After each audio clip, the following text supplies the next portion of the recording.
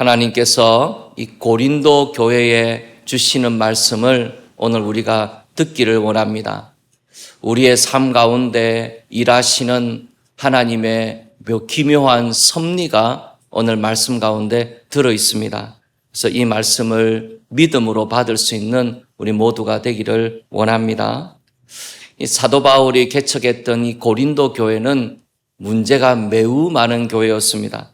그래서 어떤 신학자는 고린도 교회가 가지고 있는 그 11가지 문제를 정리하기도 했었습니다. 교회에서 일어날 수 있는 거의 모든 문제는 고린도 교회에 다 있다 그래도 과언이 아닙니다. 그만큼 고린도 교회는 문제가 많은 교회였습니다.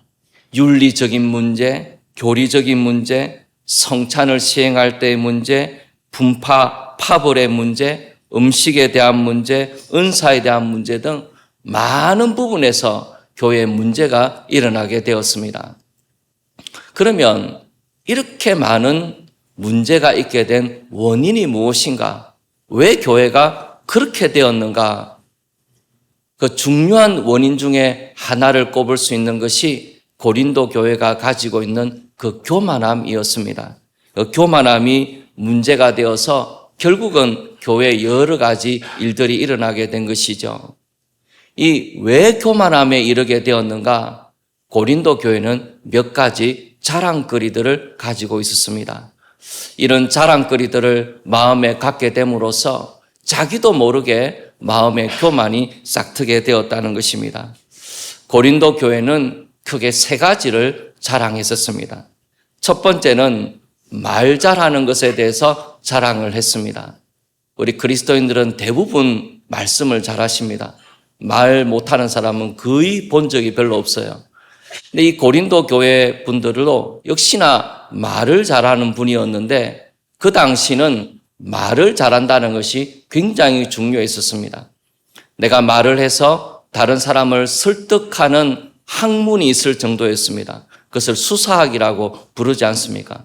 수사학이 발달하고 있었고 그 당시는 성공하려고 하면은 출세하려고 하면은 수사학을 공부해야 했었습니다. 그만큼 말 잘하는 것이 중요한 시대였다는 것입니다. 그래서 고린도 교회는 자신들이 말을 잘하는 사람이 된 것에 대해서 굉장히 좋아하였고 또 말을 못하는 사람들이 있으면 그것에 대해서 부족하다고 여기고 업신여기는 그런 풍습이 생겼다는 것입니다. 말을 잘한다는 것이 참 좋은 일이고 그 당시는 너무나 중요한 일이었고 장점이었지만은 그 말 잘하는 것 때문에 결국 고린도 교회는 교만함에 이르게 되었다는 것입니다. 이 고린도 교회가 또 하나 자랑하게 된 것은 지식을 자랑하였습니다. 사람은 많이 배우게 되면은 공부를 하게 되면은 교만해질 가능성이 참 많습니다. 그렇지 않은 사람을 별로 만나본 적이 없어요. 그래서 공부를 많이 하게 되면 교만해질 가능성이 많습니다.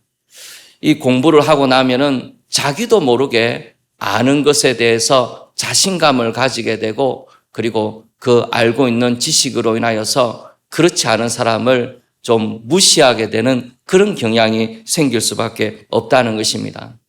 그래서 교회에서 성경 공부를 많이 한 분은 교만하게 될 가능성이 굉장히 많습니다. 그러니까 목회자가 제일 교만하게 될 가능성이 많은 부분 중에 하나가 있는 것이죠. 신학생들도 참 교만하게 싶습니다. 특히 신학교 2학년이 되면은 교만해질 가능성이 굉장히 많아요.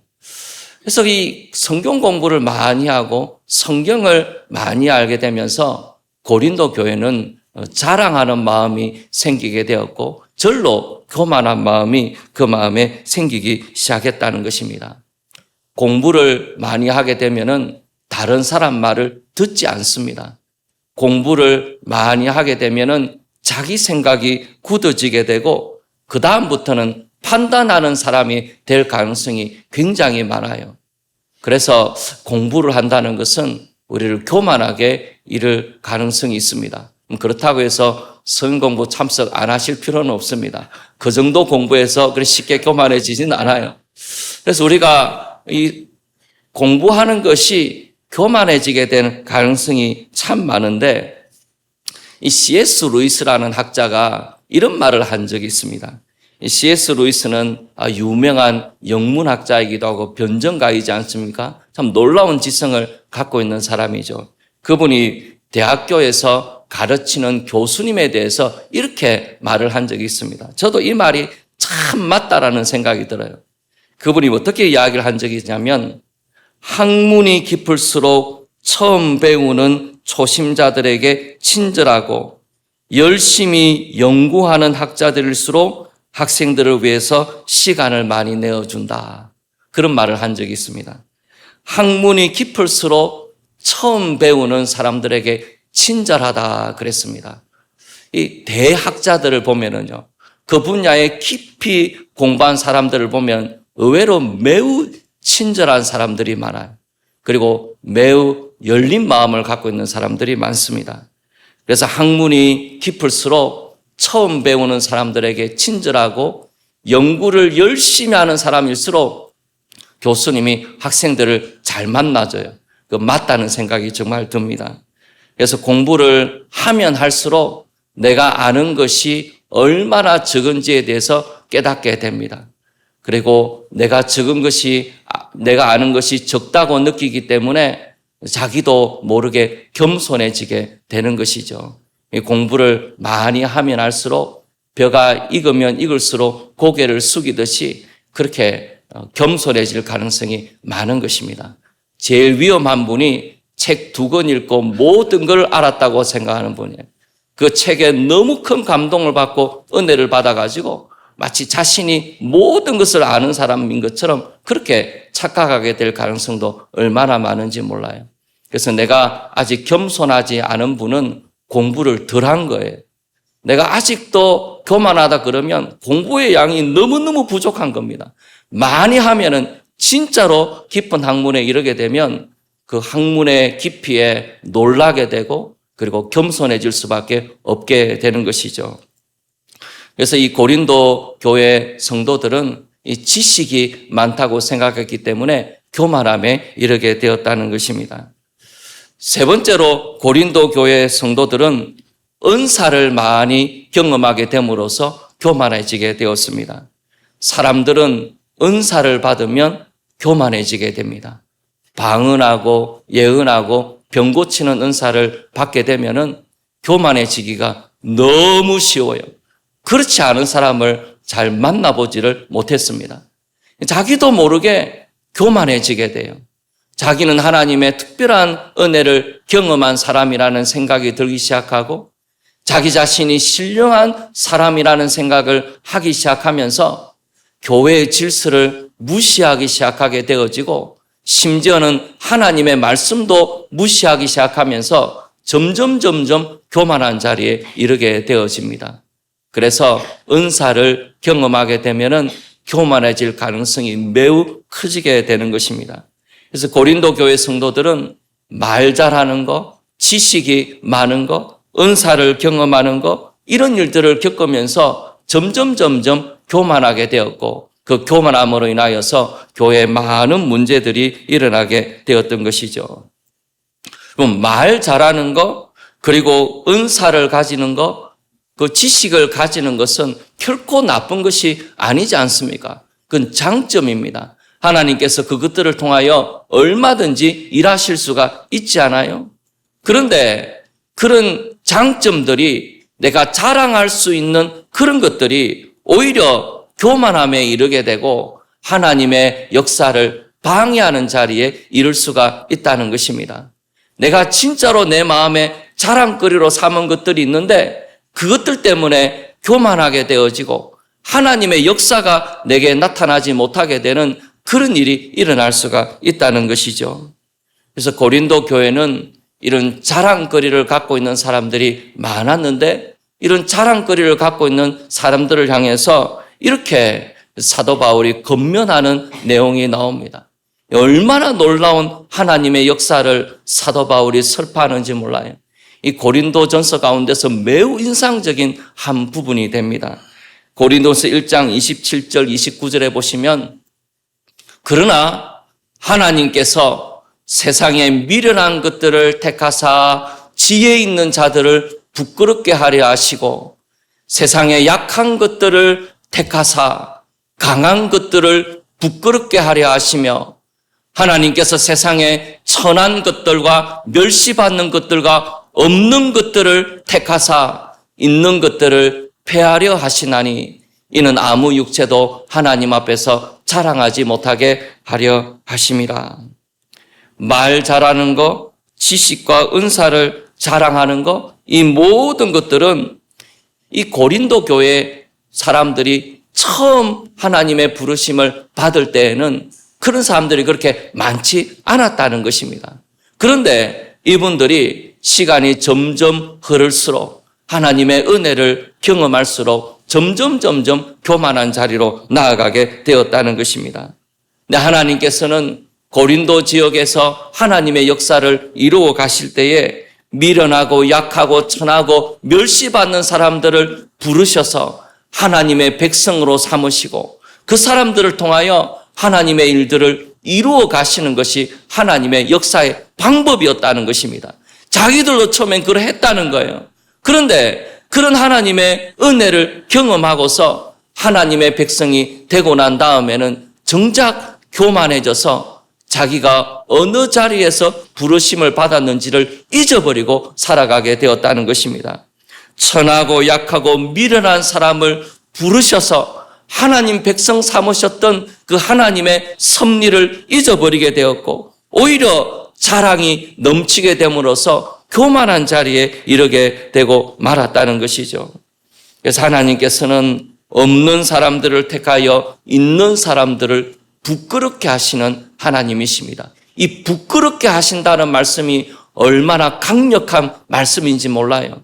그냥 깨닫는 게 아니고 하나님의 일하심을 보면서 강한 자들, 있는 사람들이 부끄러움을 여기게 된다는 것입니다. 그것이 하나님의 역사의 방법이었다는 거예요. 하나님의 역사는 자기의 부족함을 깨닫고 자기의 연약함을 깨닫고 겸손히 하나님 앞에 나오는 사람들을 통하여 하나님의 역사가 이루어지게 됩니다. 교만하고 자랑하는 사람들을 통하여 하나님의 역사가 이루어지는 것이 아니라는 거예요. 오히려 하나님은 그런 자랑거리들을 꺾어버리시는 하나님이십니다. 그런 자랑하는 사람들을 부끄럽게 만들어버리시고 꺾어버리시고 오히려 약하고 연약한 사람들을 통하여 하나님의 뜻을 이루어 가시는 것이 하나님의 방법이라는 것이죠. 그래서 우리가 약한 사람, 연약한 사람을 들어서 사용하시는 하나님의 그 섭리를 우리가 꼭 기억하게 되기를 바랍니다. 이 모세를 한번 생각해 보십시오.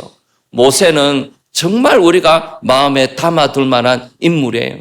그 온유함을 마음에 담아둘 것이 아니고 이 인생을 꼭 마음에 담아둘 필요가 있습니다. 모세가 애굽의 왕자였을 때에 애굽의 모든 문물을 다 익히게 되었을 때 몇 사람쯤 쓰러뜨릴 수 있는 무예도 갖추게 되었을 때 지도자가 갖출 수 있는 모든 것들을 다 갖추게 되었을 때 자랑거리들이 마음에 있을 때에는 하나님이 모세를 통하여 역사하지 아니하셨지 않습니까? 하나님의 역사가 일어난 적이 없어요.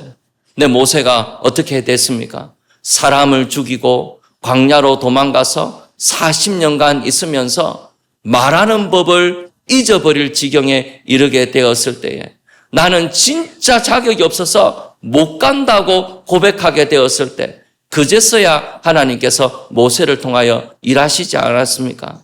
우리가 약하고 연약해지게 되었을 때 그제서야 하나님께서 모세를 통하여 역사하시고 구원의 놀라운 일들을 이루어 가셨다는 것입니다. 그것이 하나님의 방법이었다는 거예요. 그럼 사도 바울은 어떻습니까?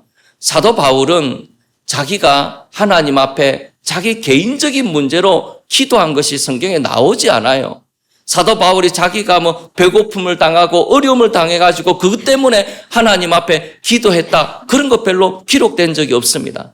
그런데 사도 바울이 단 한 번 자기 자신을 위하여서 3번씩이나 하나님 앞에 기도한 적이 있지 않습니까?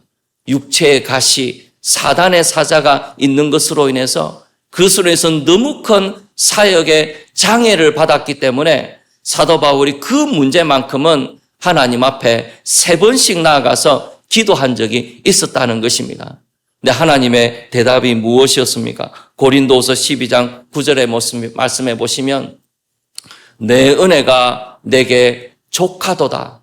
이는 내 능력이 약한 데서 온전하여짐이라 하신지라. 사도 바울에게 하신 말씀이 무엇이었어요?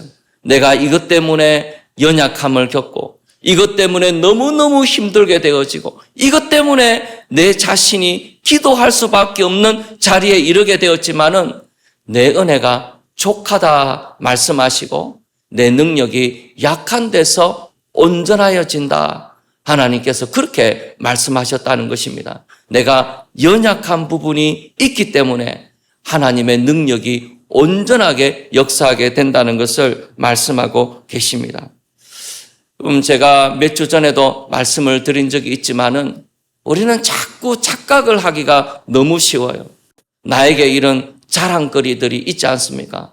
나는 참 말도 잘하고 나는 좀 똑똑한 편이고 나는 학벌도 좋은 편이고 나는 재력도 좀 있는 편이고 나는 이런 자랑거리들을 누구나 마음에 가지고 살아가지 않아요.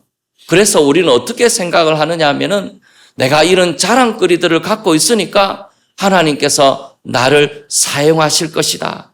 내가 이렇게 성품도 좋고 이렇게 말도 잘하고 이러니까 하나님께서 내 능력을 들어 사용할 것이다. 우리는 그렇게 생각하기가 얼마나 쉬운지 몰라요. 하나님이 그렇게 역사하십니다. 내 장점을 들어서 사용하실 수가 있잖아요. 그렇지만은 내 장점 때문에 사용하는 것이 아니라는 것을 우리는 너무나 자주 쉽게 잊어버리게 됩니다. 이 스펄전 목사님이 정말 너무나 말을 잘하는 분이었어요. 이 스펄전 목사님의 한 10,000분의 1이라도 제가 닮으면 좋겠다. 진짜 저는 그렇게 생각합니다. 어떻게 이런 사람이 태어났는지 모르겠어요. 너무나 부러운 재능을 가지고 태어났어요. 그런데 이 스펄전 목사님이 말 잘하는 것 때문에 하나님이 스펄전 목사를 쓰셨다 그러면 그건 너무나 큰 오해예요. 이 스펄전 목사는 굉장히 연약한 부분이 있었습니다. 평생을 우울증에 시달렸었어요. 큰 사고를 한번 겪은 다음에 평생을 그 우울에서 벗어나지 못하고 우울증과 씨름하면서 인생을 살았고 통풍 때문에 큰 고통 가운데 살았습니다. 근데 그것으로 인하여서 하나님의 능력이 스펄전에게 머무르게 되었던 거예요. 말 잘하는 것 때문에 하나님이 쓰시는 게 아니었다는 겁니다. 이토록 놀라운 지식과 놀라운 학식을 갖고 있는 사람이었기 때문에 쓰신 것이 아니라는 거예요. 그 연약함을 통하여 하나님의 은혜가 흘러 들어왔다는 것입니다. 그래서 하나님의 능력이 그 사람에게 나타났다는 것입니다. 그래서 하나님의 역사는 정반대입니다. 약하고 천한 사람들을 들어서 하나님이 사용하시는 것처럼 하나님께서는 우리의 장점 때문에 나를 쓰시는 게 아니에요. 하나님은 오히려 우리의 단점 때문에 우리를 쓰십니다. 우리가 생각을 좀 바꾸기를 바라요. 우리가 이런 것이 있잖아요. 하나님, 나는 이것만 좀 없었으면 좋겠습니다.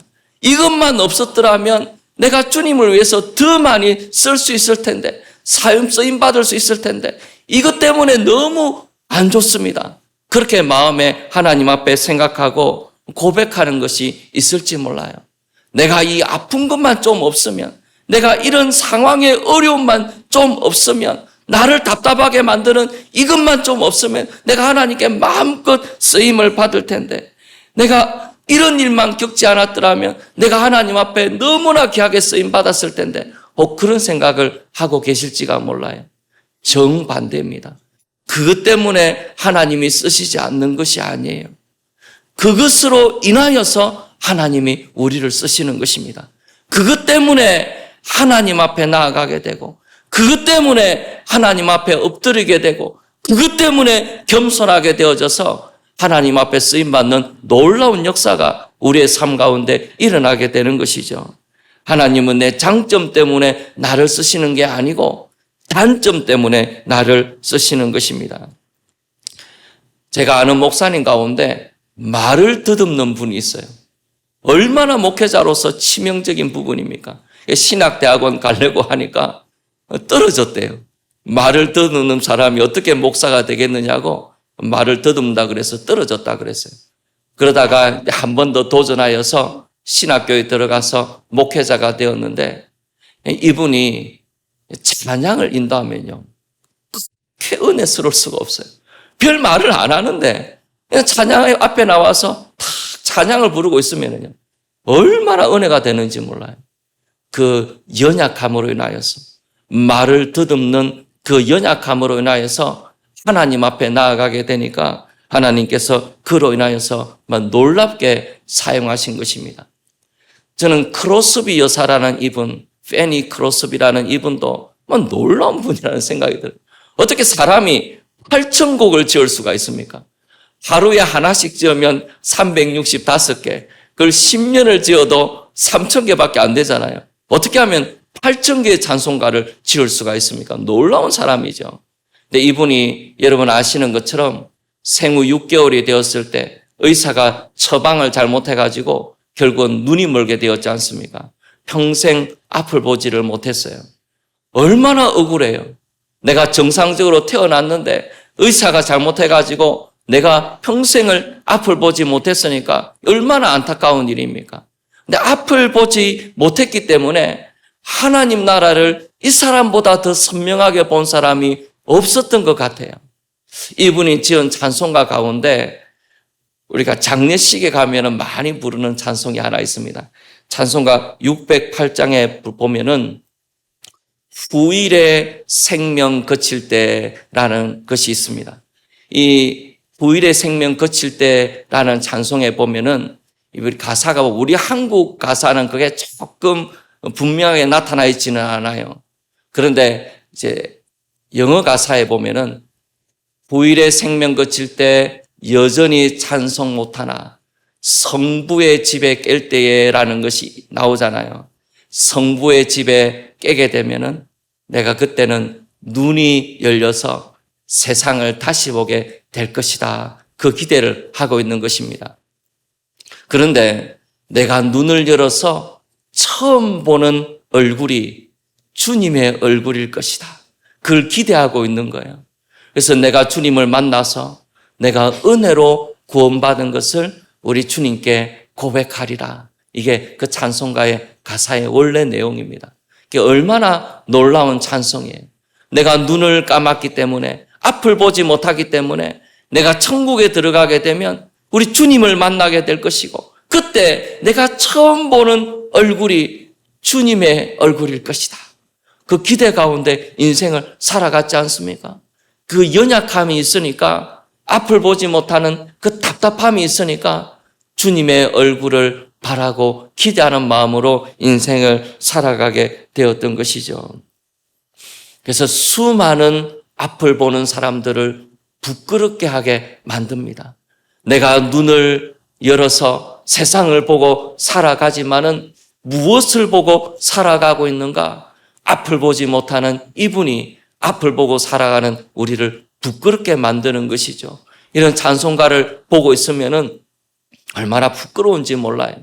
세상의 헛된 것들만 바라보고 살아가는 내 눈이 참 부끄럽고 원망스럽기도 한 그런 마음이 생기지 않아요? 그래서 우리가 연약함을 가지고 있을 때에 우리 하나님 앞에 쓰임받게 되는 귀한 일들이 있다는 것입니다. 그러면 왜 하나님께서 이렇게 역사하십니까? 왜 세상에 없는 것들, 가난한 사람들, 멸시받고 천대받는 사람을 들어서 하나님께서 강한 사람을 부끄럽게 하십니까? 왜 이런 섭리 가운데 하나님이 행하십니까? 하나님께서 그 이유를 고린도전서 1장 29절에 우리에게 말씀해 주고 계십니다. 이는 아무 육체도 하나님 앞에서 자랑하지 못하게 하려 하심이라. 아무 육체도 하나님 앞에 자랑하지 못하도록 하기 위하여 우리의 모든 자랑거리들을 다 꺾으시고 자랑하지 못하게 하려 하시는 것입니다. 그래서 하나님께서 원하시는 것이 무엇입니까? 우리의 삶의 마지막 결론이 고린도전서 1장 31절이 되기를 원하시는 것입니다. 기록된 바 자랑하는 자는 주 안에서 자랑하라 함과 같게 하려 함이라. 주 안에서 자랑하라. 이 말은 단순하게 이야기하면은 주를 자랑하라는 것입니다. 세상에 있는 모든 자랑거리들은 다 없어지고 우리는 주님만 자랑하는 사람들입니다. 아직 세상의 자랑거리들, 세상의 학벌들, 세상의 직업들, 세상의 재력들을 아직도 자랑하고 있으면 그 사람은 하나님의 사람이 되기 아직 너무나 먼 사람이에요. 아직 멀은 것입니다. 아직도 그 자랑거리가 자랑거리가 아니라는 것을 알지 못하는 것이니까 부끄러운 것이죠. 그래서 그리스도인들은 오직 주님만 자랑하는 사람들입니다. 마지막 주님만 자랑하는 그 자랑이 남을 때까지 우리의 인생 가운데 하나님이 연단시키시고 때론 하나님이 풍성한 은혜를 부어서 깨닫게 하시면서 오직 주님만 자랑하는 사람으로 살아가게 하시는 것이죠. 그 은혜가 우리에게 있기를 원합니다. 우리의 모든 자랑거리들은 다 사라지고 우리 주님만 남는 사람이 되기를 원합니다. 이것 때문에 하나님이 나를 쓰시지 못한다. 그런 마음으로 평생을 살아간 것이 있다면 이제는 생각을 바꾸어서 이것 때문에 하나님께서 나를 사용하신다. 그 말을 마음에 가지고 믿음으로 나아가서 하나님 앞에 쓰임받으면서 살아가는 귀한 일들이 우리 모두의 삶 가운데 있기를 소원합니다.